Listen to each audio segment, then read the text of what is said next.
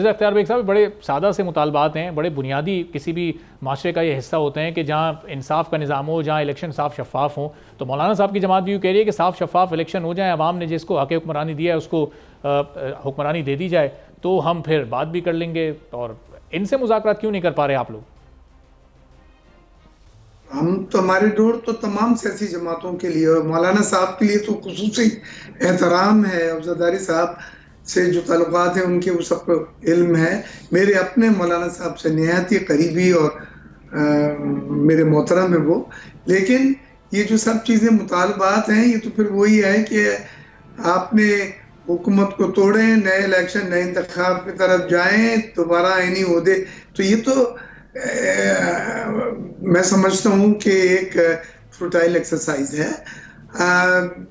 हमने कानून के मुताबिक इलेक्शन लड़ा और जो इंतखाबात हुए हैं आईनी पोजीशन पे, जिसमें स्पीकर, डिप्टी स्पीकर, वजीर आजम, सदर पाकिस्तान, चेयरमैन सेनेट और सेनेट का, ये सब आईनी तौर पे हुआ है। इसमें दोनों पार्टियों ने हिस्सा लिया है। इसमें पीटीआई के साथ साथ दूसरी जो पार्टियां थी उन्होंने भी शिरकत की है, पीपीपी और मुस्लिम लीग नून के साथ, और उसके बाद इत्तेफाक किया है नताइज के ऊपर, जो भी नताइज आए।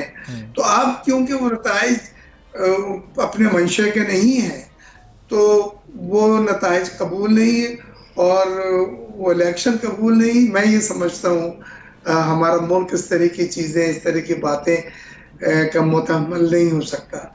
हमें अपोजिशन में भी बैठने का एक आर्ट आना चाहिए। हमें मुल्की मफाद में मसाइल को अपोजिशन की तरफ से भी पेश किया जाए और उनका हल किया जाए। जो सब जिस तरह ये आप कह रहे हैं कि सब ये कानून और आइन के दायरे में हुआ है। अभी 2 रोज़ पहले का सुप्रीम कोर्ट का फैसला है जिसमें पेशावर हाई कोर्ट के फैसले को उन्होंने मुअत्तल किया। जो इजाफी सीटें, जो मखसूस नशस्तें थीं, वो दीगर सियासी जमातों में सुन्नी इत्तेहाद काउंसिल की वो बांट दी गई थी। तो अब आप देखें कि आहिस्ता आहिस्ता अगर वो आगे उनके हक़ में फैसला आ जाता है तो ये जो सीट्स की तादाद है आहिस्ता आहिस्ता ये उनकी बढ़ती जाएगी। फिर बहुत सारे केसेस अभी ट्रिब्यूनल्स में, वो अगर उनके हक़ में फैसला कर देते हैं तो उधर तादाद बढ़ती जाएगी और आप लोगों की तादाद फिर घटती जाएगी। देखिए, उस पे तो हम कुछ नहीं कह सकते, लेकिन हमें अल्लाह की ज़ात से पूरी उम्मीद है। हम तो 2/3 मेजॉरिटी की तरफ जा रहे थे।